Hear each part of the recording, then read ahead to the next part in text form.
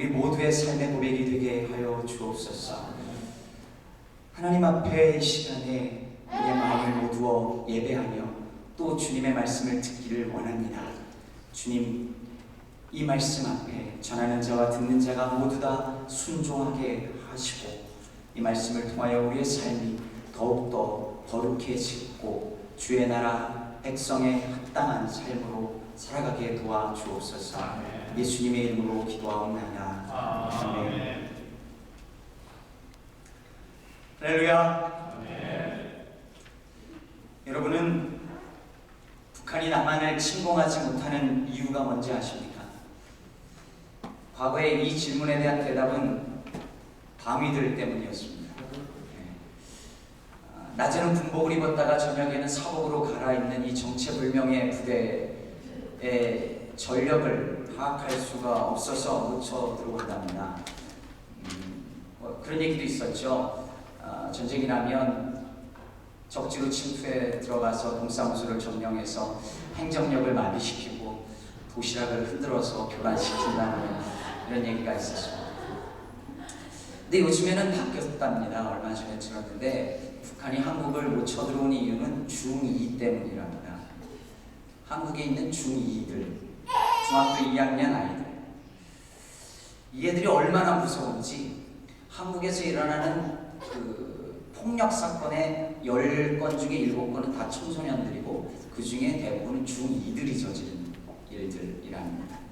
얼마나 이 애들이 무서운지 중학생 애들에게 어른이 훈계했다 하는 아주 큰 일을 당하는 경우들이 있다는 거죠. 예를 들어 담배 피고 있는 중2 아이들에게 어른이 훈계하면 당신이 뭔데 하면서 핀잔을 주거나 심지어 폭력을 당하는 일들이 종종 일어난다고 뉴스를 통해서 듣고 있습니다.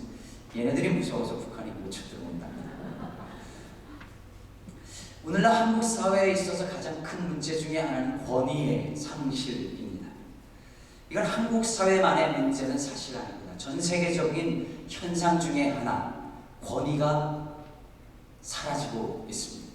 현대인들은 권위를 부정합니다. 모든 종류의 권위를 사실 싫어합니다. 이것이 극대화되면 한국 사회 같은 병폐가 나타나는 것이죠. 학생이 선생의 권위를 인정하지 않습니다. 자식이 부모의 권위를, 국민이 정치인의 권위를 부정합니다. 교인이 스스로 선출한 장로의 권위를 부인하고 그리스도인이 성경과 교회의 권위를 부정합니다. 그런데 본래 권위는 중요한 것입니다. 권위가 부정되기 시작하는 순간 모든 질서는 깨지기 시작합니다. 그래서 사도 바울은 각 사람은 위에 있는 권세에 복종하라고 가르쳤고 권세는 하나님께로부터 나온다고 말씀하고 있습니다. 오늘 본문에 보면 예수님께서 성전에서 가르치시는데 대제사장들과 장로들이 예수께 나와서 묻습니다. 네가 무슨 권위로 이런 일을 하느냐? 또 누가 이 권위를 주었느냐? 예수님의 권위를 지금 묻고 있는 것입니다. 한국의 중2들처럼 네가 뭔데? 이렇게 묻고 있는 겁니다.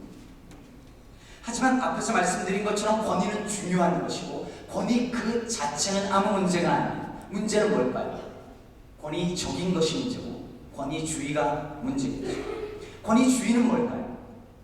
권위주의는 힘과 권세를 가진 사람이 스스로 그 권위를 내세우거나 그것으로 상대방을 무조건적으로 강요 혹은 억압하는 것을 말하겠죠.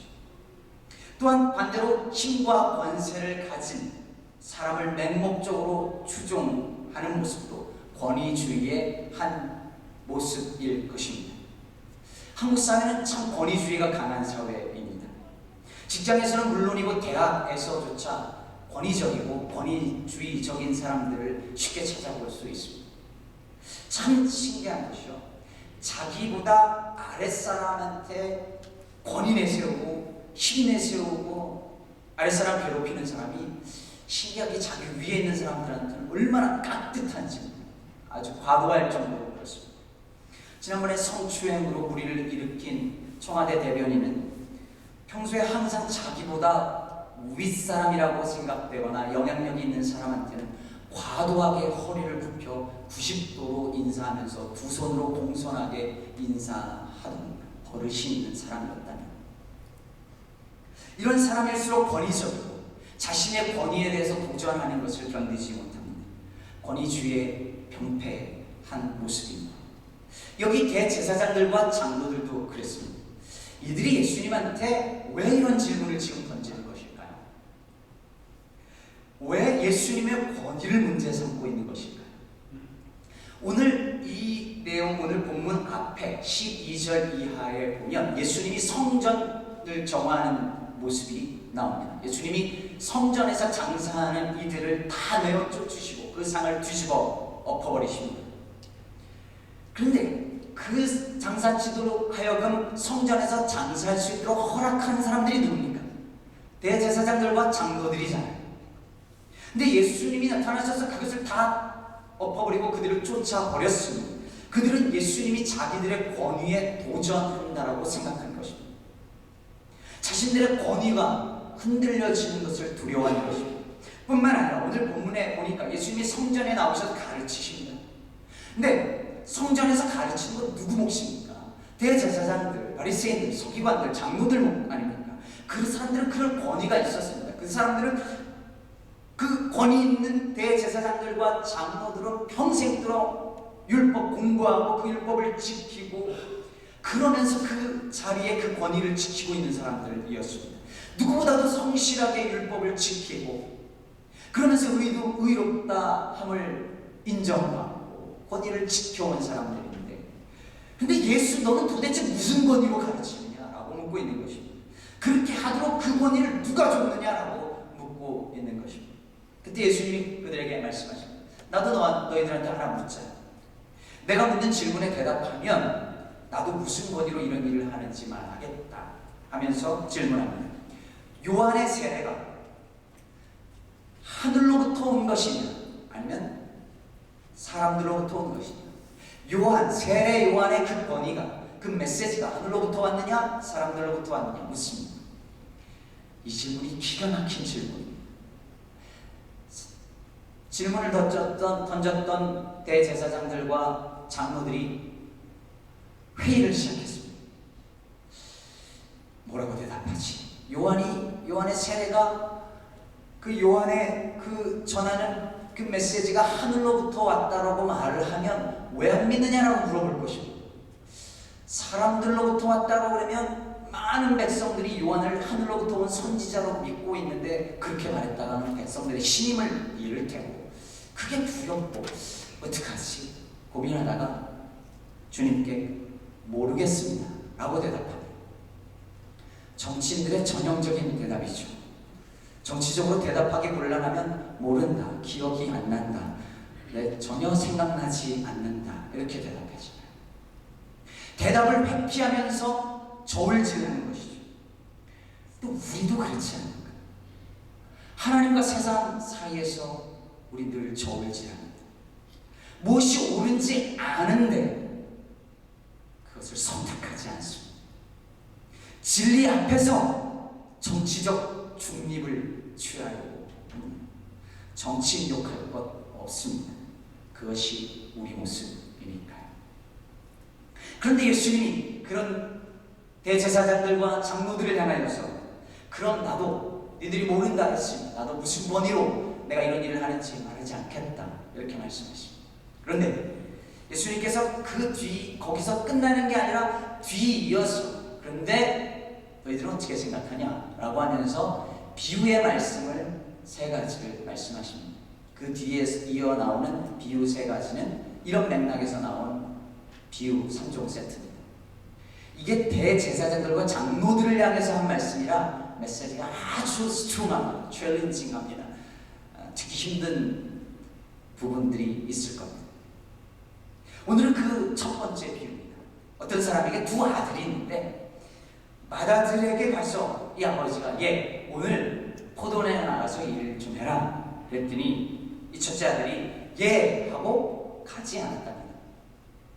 이 아버지가 이번에는 둘째 아들한테 가서 똑같이 만나니까 이 둘째 아들은 싫습니다 거절하고 나중에 뉘우치고 다시 포도원에 갔답니다. 이 간단한 비유의 말씀을 전하고 예수님이 대제사장들과 장로들에게 묻습니다. 그 둘 중에 누가 아버지의 뜻대로 하였느냐? 그러자 그들이 대답합니다. 몇째 아들요? 둘째 아들입니다. 그러자 예수님이 세리와 창녀들이 너희보다 먼저 하나님의 나라에 들어가리라 라고 말씀하십니다. 그러니까 이 짧은 비유 속에 나오는 첫째 아들은 누구란 말입니까? 대제사장들과 장로들이죠. 둘째 아들은 누굽니까? 세리와 창녀들이죠. 혹시 영어 성경으로 이야기를 읽는 분들은 헷갈리실 수 있습니다. 영어 성경에 보면 예 하고 안 간 사람을 둘째 아들이라고 되어 있고요. 그리고 아니요 하고 간 사람을 첫째 아들이라고 되어 있어요. 헷갈리실 수 있지만 크게 신경 쓰지 않아도 됩니다. 왜냐하면 영어 성경과 한글 성경이 번역을 할 때 다른 사고를 썼기 때문에 일어난 일입니다. 오늘 저는 한글 성경에 근거해서 말씀을 전합니다. 왜냐하면 의미는 아무 차이 없기 때문입니다. 자, 예수님은 이 대목에서 왜 이런 비유의 말씀을 전했던 것일까요? 이 비유를 통해서 예수님이 대제사장들과 장로들에게 어떤 말씀을 하고 싶었던 것일까요? 오늘 비유에 등장하는 이 첫째 아들은 아버지가 포도원에 나가서 일 좀 하라고 하니까 대답은 예 하고 실제로는 가지 않았습니다. 말은 해놓고 실천은 안 한 것이죠. 그래서 우리는 흔히 이 비유의 말씀을 읽으면서 말과 행동이 일치해야 한다라고 하는 뜻으로 이 말씀을 이해합니다. 그리스도인들이 말은 잘하는데 실천은 안 해요. 그걸 지적하기 위해서 이 본문을 사용합니다. 첫째 아들 같다는 것이죠. 반면에 둘째 아들은 비록 말은 그렇게 했지만 결국은 실천했지 않느냐. 그러니까 둘 중에 이 둘째 아들이 더 낫다는 것입니다. 말이 중요한 게 아니라 행동으로 보여주는 게 중요하지 라고 말하는 것입니다. 그래서 예수님이 둘 중에 누가 아버지 뜻대로 행했느냐, 아버지 뜻대로 아버지 마음에 합당하게 한 아들이 누구냐라고 할 때에 그 실천에 옮긴 둘째 아들이 당연히 아버지 뜻에 합당하게 했다라는데 우리는 아무런 의문을 제기하지 않습니다. 그런데 오늘 이 비유가 정말 말과 행동의 일치, 실천의 중요성, 이것을 이야기하려는 것일까요? 집에서 제 아내가 저한테 가끔 뭔가를 요청할 때가 있습니다. 쓰레기를 좀 갖다 버려달라, 백큐 좀 해달라, 애들 라이드 좀 해달라, 이런 사소한 것들을 부탁을 합니다. 그러면 저는 항상 그 순간에 갑자기 할 일이 생각이 납니다. 그 전까지 없다고 하면 그 순간에 생각이 나는지 모르겠습니다. 그러면 알았어, 이메일만 하나 보내고 할게. 긍정이죠. 안 하겠다는 얘기 아니에요. 근데 시간이 지나면서 답답한 제 아내가 그냥 직접 합니다. 예 해놓고 실제로 안 한 거죠. 근데 어떨 때는 하려고 했는데 아내가 시키면 괜히 이런저런 핑계를 대면서 또 안 할 때가 있습니다. 사람이 참 간사한 게요. 내가 하려고 했는데 시키면 어때요? 하기 싫어지죠. 그런데요, 결국은 또 합니다. 하긴 해요. 안 하는 건 아니에요. 근데 아내 입장에서는 어떨까요? 기왕 할 거면 기분 좋게 오케이 하고 바로 가면 얼마나 좋아요. 거기 끄떡이는 여자분들 많이 계시죠. 만일 이 비유가 말과 행동의 일치에 관한 이야기라면 첫째 아들은 당연히 잘못했지만 둘째 아들도 그렇게 아버지 마음을 기쁘게 해드린 건 아닐 거예요.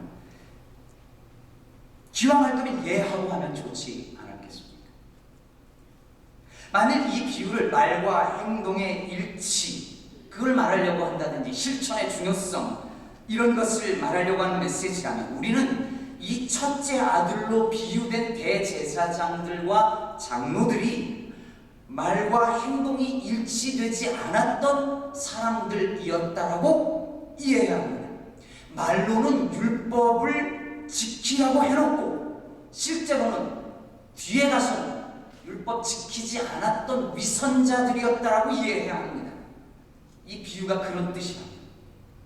그런데 아니었습니다. 여러분, 이 시대의 대제사장들과 장로들, 서기관들, 바리새인들은 절대 그런 사람들이 아니었습니다.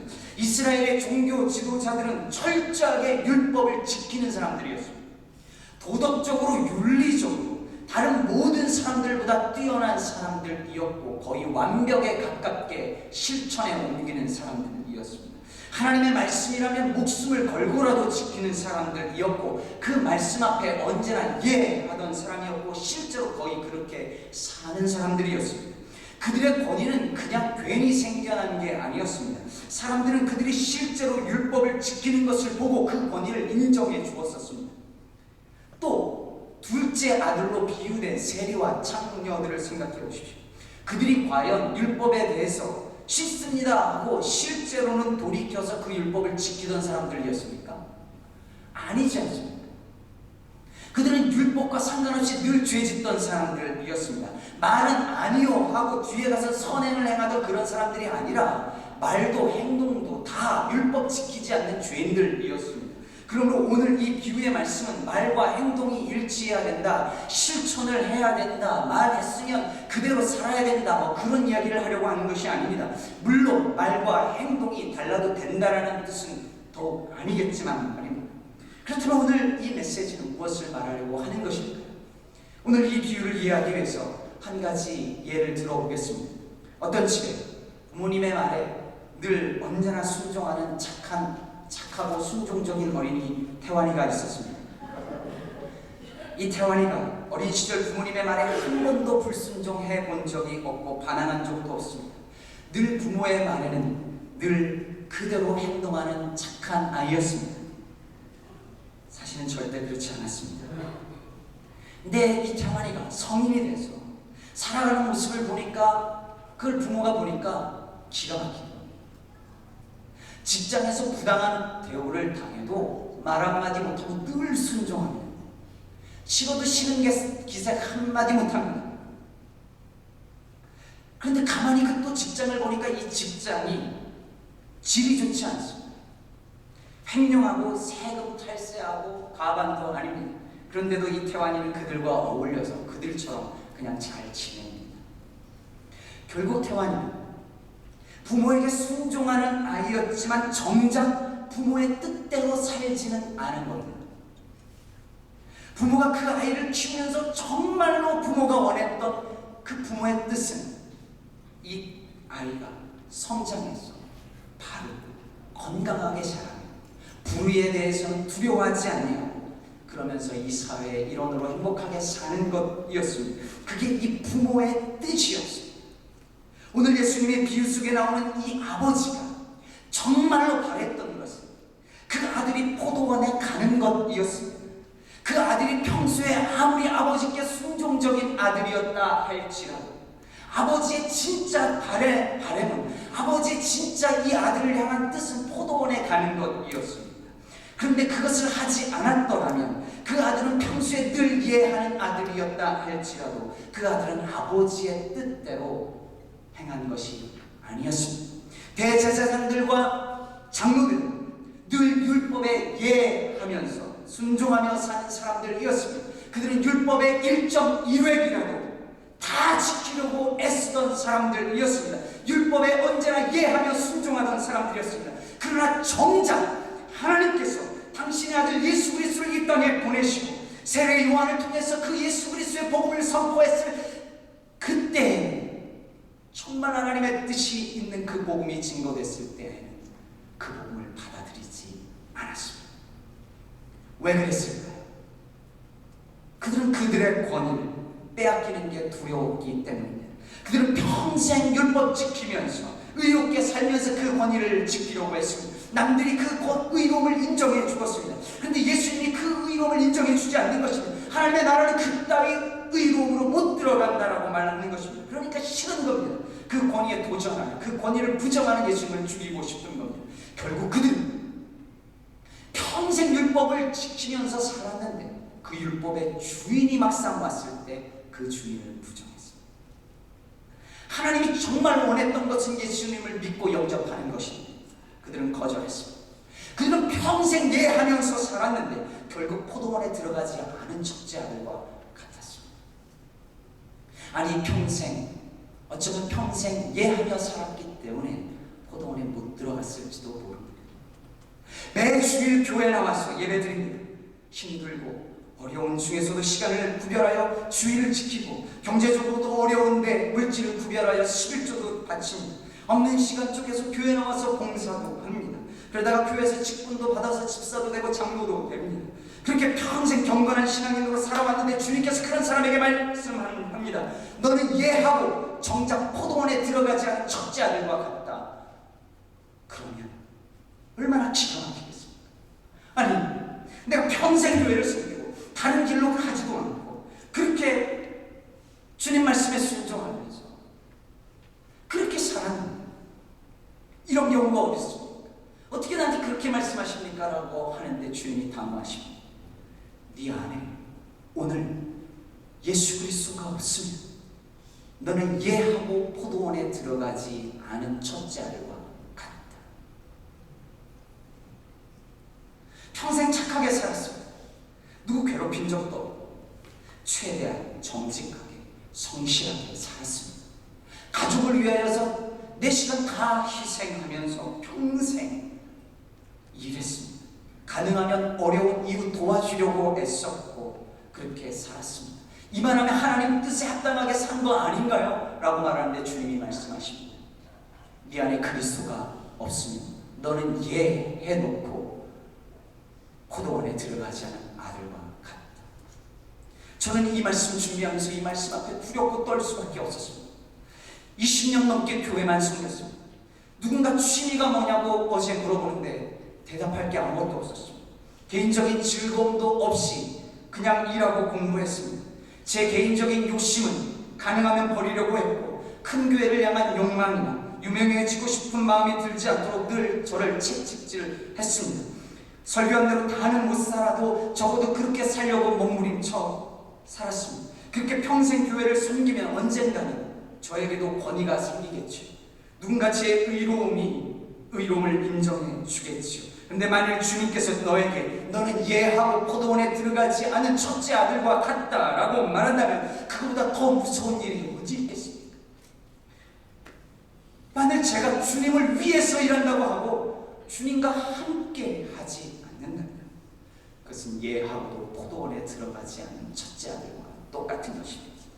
아무리 선교를 열심히 하고 아무리 봉사를 열심히 하고 선하고 착하게 살고 구제를 많이 할지라도 우리 안에 예수님을 모시고 살지 않으면 예하고 포도원에 들어가지 않은 것과 똑같습니다. 여러분 잊지 마십시오. 복음은 내가 주님을 위하여 무엇을 할까에 관한 이야기가 아닙니다. 복음은 주님이 우리를 위하여 어떤 일을 행하셨는지에 관한 이야기입니다. 평생 주를 위해 살아도 주님이 내게 행하신 일을 고백하고 기뻐하며 감사하며 누리지 못한다면 예하고 포도원에 들어가지 못한 것과 같습니다. 자식들이 착하고 순종적이라고 안심하지 마십시오. 그 아이들에게 필요한 것은 지금 당장 착하고 순종적으로 사는 것이 아니라 그 안에 예수 그리스도를 모시고 사는 것임을 여러분 믿으시기를 바랍니다. 어릴 때 부모에게 순종해서 그 손에 이끌려서 교회에 나왔을지라도 정작 커서 성인이 돼서 주님을 떠난다고 한다면 그거야말로 예하고 포도원에 들어가지 않은 것과 뭐가 다르겠습니까? 오늘 비유에 나오는 세리와 청년들은 율법대로 살기를 거부했던 사람들이었습니다. 그러나 예수님의 복음이 들려왔을 때 그들은 회개하고 예수님의 복음을 영접했습니다. 비록 그들은 아버지의 말에 싫다고 말했을지라도 회개하고 돌아와서 포도원에 들어간 둘째 아들과 같았습니다. 그래서 그들이 먼저 하나님의 나라에 들어갈 것이라고 주님이 말씀하는 것입니다. 오늘 이 비유는 평생 착하고 성실하게 산 사람들을 향하여 도전합니다. 동시에 교회를 위하여 헌신하고 봉사하고 구제하는 일에 힘썼다고 믿는 사람들을 향하여 도전하는 말씀입니다. 우리가 가진 의로움이 그렇게 열심히 살아서 쌓아온 그 선한 그 의로움이 그 권위가 그 명예가 오히려 우리로 하여금 그 착한 삶이 정작 하나님의 뜻대로 살지 못하도록 방해할 수 있음을 두려워하라고 말씀하는 것입니다. 그리고 오늘 이 비유는 그동안 수도 없이 잘못하고 죄 지으면서 아니오의 삶을 싫습니다, 그렇게 못 삽니다 라고 살아왔을지라도, 지난 한 주간 말씀대로 살지 못했을지라도, 힘든 삶에 이리저리 치이느라 말씀대로 살지 못했을지라도, 주님이 없으면 갈 곳이 없습니다 라며 주님 앞에 다시 나와 무릎 꿇는 그 사람을 위로하고 세이 주시며 회복시키시는 말씀인 줄 믿습니다.